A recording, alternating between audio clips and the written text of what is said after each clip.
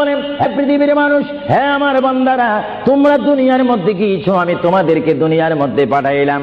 পাঠাইবার পরে আমি জানি তোমরা অনেক অন্যায় পথে যাবে, অনেক কাজ করবে, যে কাজগুলোর মধ্যে তোমাদের গুনাহ হয়ে যাবে। বান্দা, তোমরা গুনাহ করবে তাও আমি ভালো মতো জানি, তোমরা পাপ করবে তাও আমি ভালো মতো জানি। বান্দারে, পাপ করার পরে, গুনাহ করার পরে একাই কি মসজিদের মধ্যে তোমরা কেঁদেছো, রব্বানা যালামনা, বলেন রব্বানা যালামনা আনফুসানা ওয়া ইল্লাম তাগফির লানা ওয়া তারহামনা লানাকুনান্না মিনাল খাসিরিন বলে বলে মসজিদে কেঁদেছো, আসরের নামাজ পড়ে কেঁদেছো, যোহরের নামাজ পড়ে কেঁদেছো, মাগরিবের পড়ে কেঁদেছো, এশার নামাজ পড়ে কেঁদেছো। বান্দা, নামাজের মুসল্লা যখন বসে যাও, আমি আল্লাহকে তোমরা বারবার বল, আল্লাহ আমার গুনাহ মাফ করে দাও।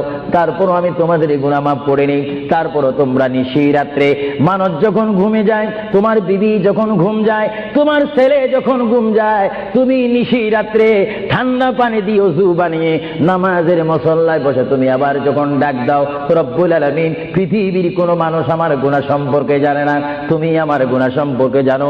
আমি এমন গুনাহ করেছি আমার বিবি জানে না, বিবি গুনাহ করেছে আমি জানি না। আল্লাহ, তুমি সব কিছু জানো। হে আমার প্রভু, তুমি আমাকে মাফ করে দাও। আমার আল্লাহ বলে, তারপরও যদি তোমাদেরকে আমি মাফ না করি, তারপরও বান্দা, তোমরা আমার রহমতের দরজা থেকে ফিরে যাইও না। আমি তোমাদেরকে হুকুম দিচ্ছি, ওয়ালাউ আন্নাহুম ইয যালামু আনফুসাহুম জাউকা, বান্দারে, যদি গুনাহ করে ফেলো, আমার রহমত থেকে মুখ ফিরিয়ে তুমি চলে যাইও না। বান্দা, আকাশ পরিমাণ যদি গুনাহ করো, পাতাল পরিমাণ যদি গুনাহ করো, সাগরের পানি পরিমাণ যদি গুনাহ করো, পাহাড় তুলনায় যদি তুমি গুনাহ করো, আমার দরবার থেকে তুমি নিরাশ হইও না।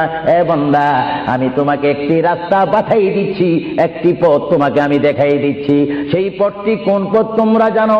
ওয়ালাউ আন্নাহুম ইয যালামু আনফুসাহুম জাউকা, বান্দারে, যখন তোমরা বরবাদ হয়ে যাবে, তখন তোমাদেরকে একটা পথ আমি তোমাদেরকে দেখাই দিলাম। সেই পথটির নাম হচ্ছে আমার রাসূলের মদিনা। জোরে বলেন সুবহানাল্লাহ। বান্দা,